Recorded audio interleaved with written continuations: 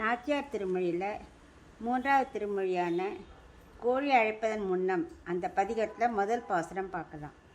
கோழி அழைப்பதன் முன்னம் குடைந்து நீராடுவான் போந்தோம், ஆழியன் செல்வன் எழுந்தான் அரவணை மேல் பள்ளி கொண்டாய், ஏழமை ஆற்றவும் பட்டோம் இனி என்றும் பொய்கைக்கு வாரோம், தோழியும் நானும் தொழுதோம் துகிலை பணித்தருளாயே. இப்போ இதுக்குள்ள அர்த்தம் பார்க்கலாம்.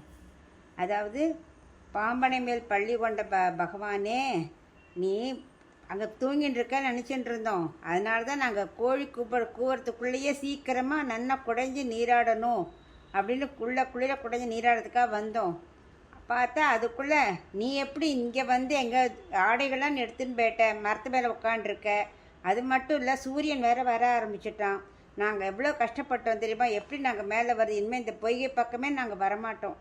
தயவு செஞ்சு நானும் என் தோழியெல்லாம் அஞ்சலி பண்ணுறோம், உன்னை பிரார்த்திக்கிறோம், எங்கள் ஆடையை கொடுத்துரு அப்படின்னு பிரார்த்திக்கிறேன்.